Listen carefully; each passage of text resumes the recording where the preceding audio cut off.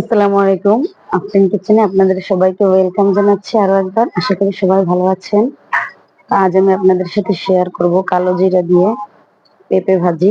এটা কিন্তু খুবই স্বাস্থ্যকর খাবার আর রান্না করতেও একেবারে সহজ। সহজ নিয়মটাই আপনাদের সাথে শেয়ার করছি। আর এই যে দেখেন, পেঁপেটা ঠিক এই সাইজ করে এরকম ভাবে আমি কেটে নিয়েছি। তো কেটে খুব সুন্দর করে আমি ধুয়ে নিয়েছি। এখন এটাকে আমি প্রেসার কুকারে সিদ্ধ করে নিব। এর জন্য প্রথমে আমি পেঁপেগুলোকে কুকারের ভিতর ঢেলে দিচ্ছি।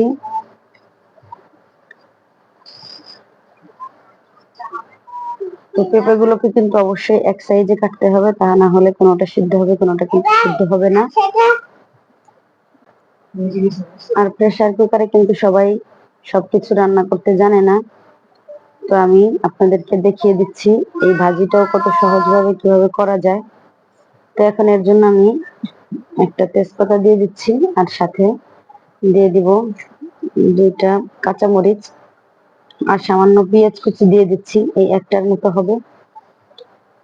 আর দিয়ে দিচ্ছি পরিমাণ মতো লবণ। আর এখন আমি অ্যাড করে নিব একেবারে 1 চামচের 4 ভাগের 1 ভাগ হলুদ। আর দিয়ে দিয়েছি আমি 2 কাপের মতো পানি। তো এখন একটু খুন্তি দিয়ে ভালোভাবে নাড়াচাড়া করে সবগুলো মশলা এবং সবকিছু মিশিয়ে নিব। আর এখন ঢাকনা লাগিয়ে এটাকে আমি 5 মিনিটের মতো জাল করে নিব। তো 5 মিনিট পরে 2টা সিটি দেওয়ার পরে আমি এটাকে নামিয়ে নিয়েছি। তো দেখেন কতটা নরম হয়ে গিয়েছে। তো এটার ভিতরে যে সামান্য পানি ছিল সেটাকে আমি ঝরিয়ে নিয়েছি। আর এখন আমি নিয়ে নিয়েছি যে কালো জিরা, এটাকে অবশ্যই ধুয়ে নিতে হবে, তা না হলে কিন্তু ময়লা থেকে যাবে। আর পেঁয়াজ নিয়েছি, রসুন নিয়েছি, আর নিয়েছি ধনিয়া পাতা আর 2টা শুকনা মরিচ।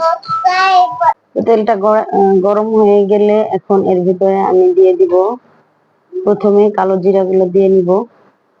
এখানে 1 টেবিল চামচের মতো কালো জিরা আছে, এর থেকে বেশি নেওয়ার কোনো প্রয়োজন নেই।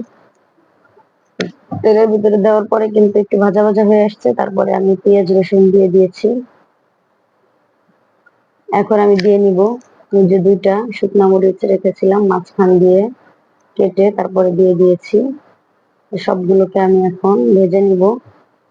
তো ওই পর্যন্ত ভেজে নিতে হবে যতক্ষণ না এটা একটু লাল বর্ণ ধারণ করছে।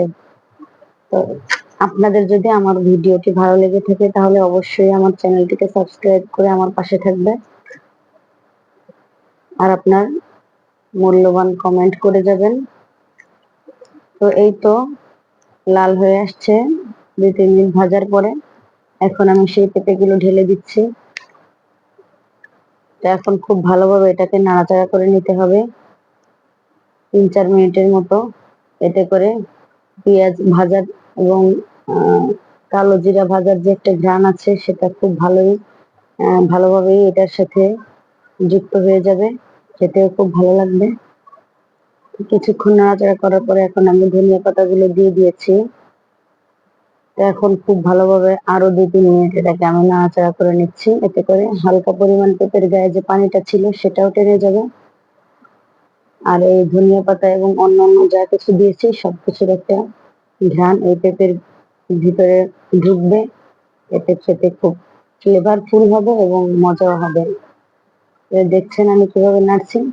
পেঁপেগুলো কিন্তু একেবারে নরম হয়ে গিয়েছে, কিন্তু দেখতেই পাচ্ছেন আমি নাড়াচাড়া করার কারণে কিন্তু মোটেও ভেঙে যায়নি, নরম হয়ে যায়নি বা একেবারে ভর্তার মতো হয়ে যায়নি। এই দেখেন নামিয়ে নিয়েছি। এখন আপনাদেরকে দেখিয়ে দিচ্ছি কতটা লোভনীয় হয়েছে। আশা করি অবশ্যই আপনারা এভাবে করে খাবেন।